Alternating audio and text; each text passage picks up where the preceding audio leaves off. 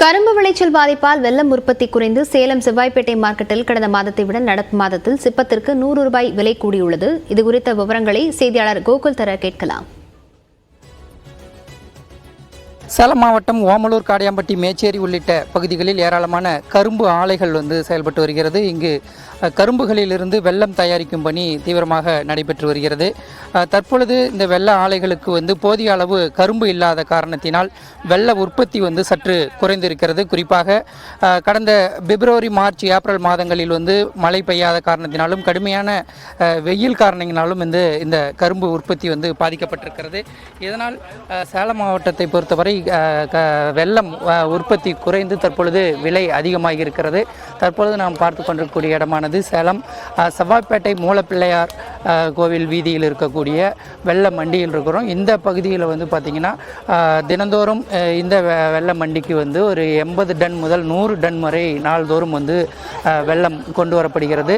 சேலம் மாவட்டத்தின் பல்வேறு பகுதிகளில் ஆலைகளிலிருந்து இங்கு வெள்ளம் கொண்டு வரப்பட்டு இங்கு தினந்தோறும் காலை நேரங்களில் வெள்ள ஏலம் விடப்படுவது வழக்கம். கடந்த மாதத்தை பொறுத்தவரை வெள்ளம் அதாவது 30 கிலோ கொண்ட ஒரு சிப்பம் ₹1350 முதல் ₹1450 வரை விற்பனையானது.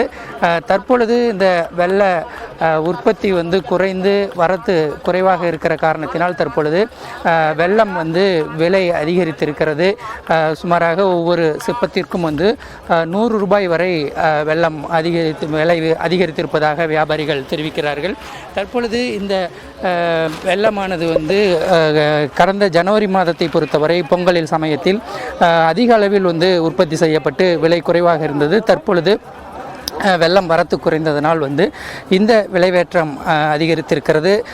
குறிப்பாக கரும்பு சேலம் மாவட்டத்தில் எங்கும் இல்லாத காரணத்தினால் வெளி மாநிலங்களிலிருந்து கரும்பு கொண்டு ஆலையில் உற்பத்தி செய்வதனால் இந்த விலைவேற்றம் அடைந்திருப்பதாகவும் மீண்டும் சேலத்தில் கரும்பு உற்பத்தி அதிகரித்து இங்கு அதிக அளவில் வெல்லம் உற்பத்தி செய்யப்படும் போது மீண்டும் விலை குறையும் எனவும் இங்கு இருக்கக்கூடிய வியாபாரிகள் தெரிவிக்கிறார்கள்.